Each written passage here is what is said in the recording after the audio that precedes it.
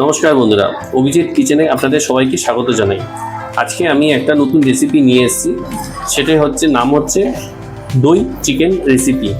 তো রেসিপিটা তৈরি করতে আমার কি কি উপকরণ লাগবে, কিভাবে এটা তৈরি হয়, তো ভিডিওটা পুরো দেখবেন। ভিডিওটা ভালো লাগলে লাইক করবেন এবং চ্যানেলটিকে সাবস্ক্রাইব করবেন। তাহলে চলুন ভিডিওটা শুরু করা যাক।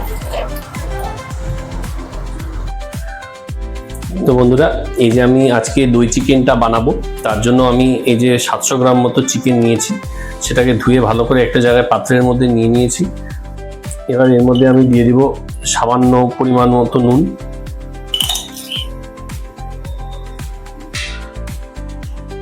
দু চামচ মতো আদা রসুন আর টমেটো বাটা,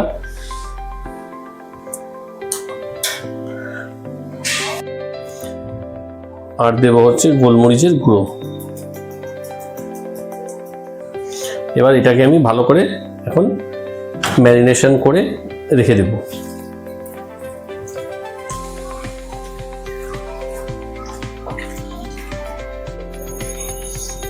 এবার একটা আমি কড়াই বসিয়ে দিলাম গরম করার জন্য, আর তাতে সামান্য পরিমাণ একটু তেল দিলাম।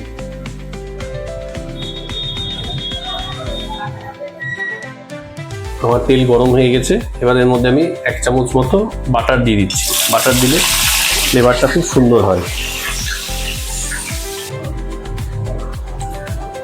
এবার এই চিকেনগুলোকে আমি এখন যে ম্যারিনেশন করে রেখেছিলাম সেটা দিয়ে দিচ্ছি, দিয়ে ভেজে নেব।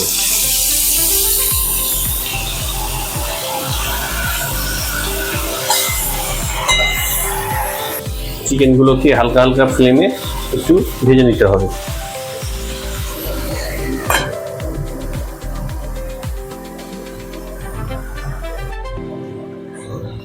আমার চিকেন ভাজা কমপ্লিট। এখন আমি চিকেনটাকে একটা পাত্রের মধ্যে আবার তুলে নিয়ে রেখে দেব।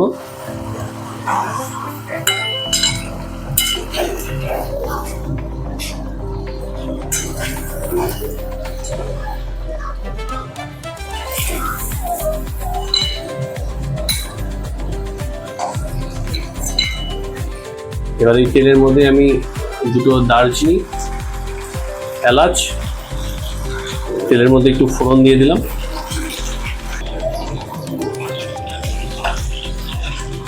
এবার আমি দুটো পেঁয়াজ এভাবে কুচি করে রেখেছি, সেই পেঁয়াজগুলো এই তেলের মধ্যে দিয়ে দিচ্ছি।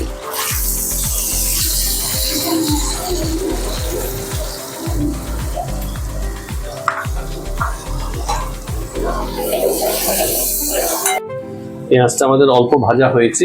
এবার এর মধ্যে আমি দিয়ে দেব আদা রসুন টমেটো লঙ্কা পেস্ট করে, এবার 2 চামচ এর মধ্যে আমি দিয়ে দিচ্ছি।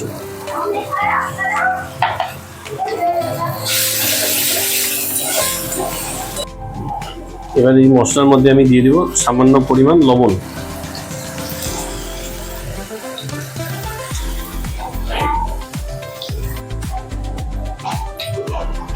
আচ্ছা, এবার এর মধ্যে আমি দিয়ে দিয়েছি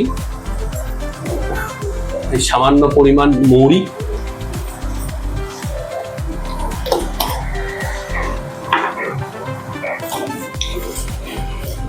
এক চামচ মতো ধনে গুঁড়ো,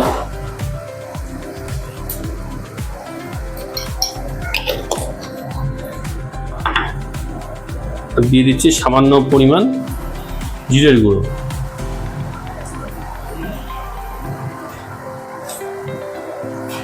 আর অল্প একটু মিষ্টি।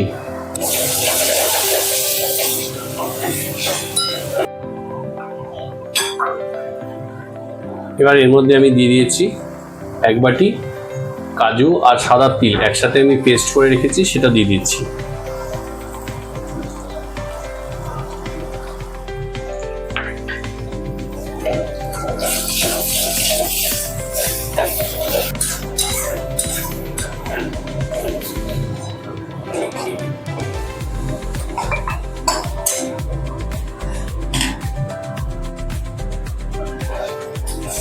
দেখুন মশলা দিয়ে তেল সুন্দর ছেড়ে দিয়েছে।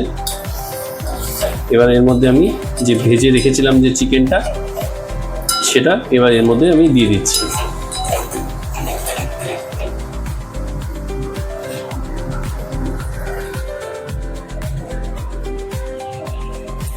এবার সবগুলো একসাথে ভালো করে মিক্সড করে নিতে হবে।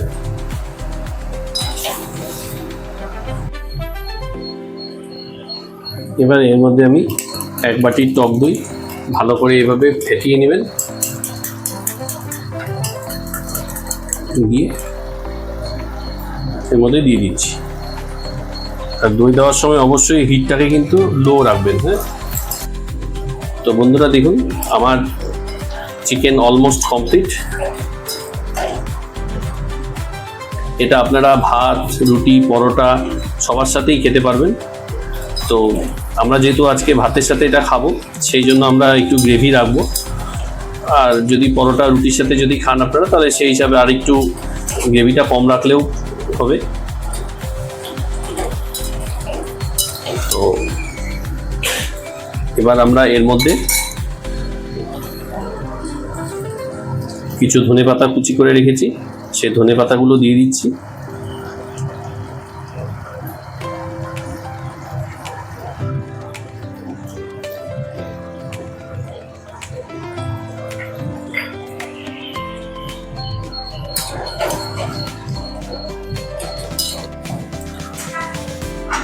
তো বন্ধুরা আমার রান্না অলমোস্ট কমপ্লিট।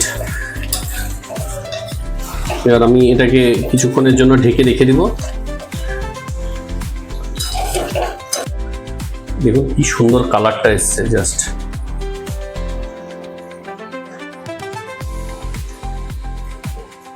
তো ভিডিওটা কেমন লাগলো অবশ্যই কমেন্টে জানাবেন। টাটা, বাই বাই, ভালো থাকবেন, সুস্থ থাকবেন।